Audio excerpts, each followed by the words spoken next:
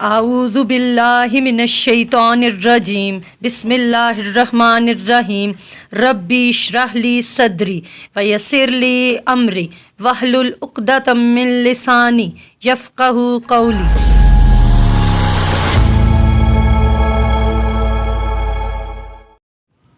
अस्सलाम वालेकुम स्टूडेंट्स, मेरा नाम आयशा गुल है और मैं अपने चैनल पैशनेट टीचर में आपको एक दफ़ा फिर से खुशामदीद कहती हूँ। आज का टॉपिक है मेरा types of sentences.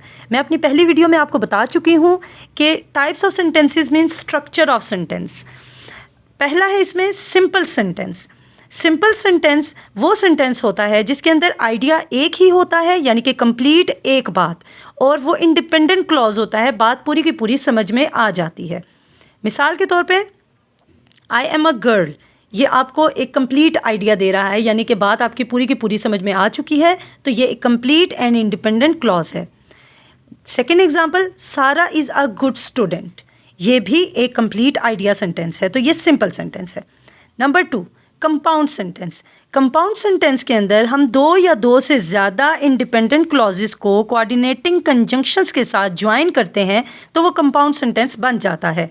Coordinating conjunctions में F for, A and, N nor, S so, B but, O or, and Y yet. इसकी एग्जाम्पल है Ali is a doctor and Rabia is a student. Ali is a doctor is a complete independent clause and Rabia is a student is also complete independent clause।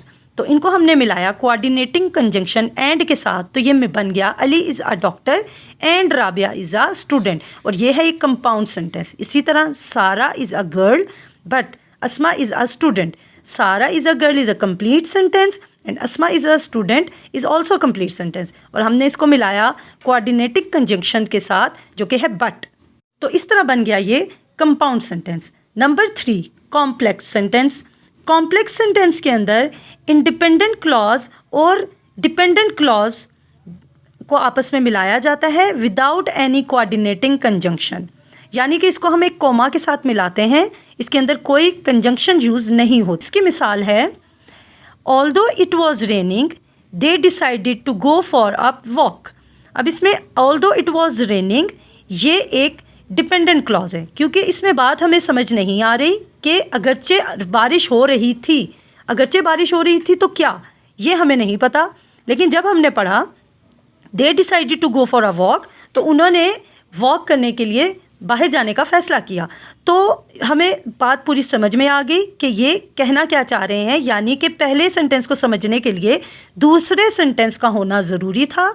तो इसलिए पहला sentence है हमारे पास dependent clause और दूसरा है इंडिपेंडेंट क्लॉज, तो इस तरह बना ये कम्प्लेक्स सेंटेंस, और इसके अंदर कंजक्शन इस्तेमाल नहीं होती। दूसरी example, after the movie ended they went out for ice cream. अब अगर आप इसके अंदर से आइडेंटिफाई कर सकते हैं डिपेंडेंट एंड इंडिपेंडेंट क्लॉज को, तो प्लीज़ मुझे कमेंट करके बताइए। 4, कंपाउंड कॉम्प्लेक्स सेंटेंस।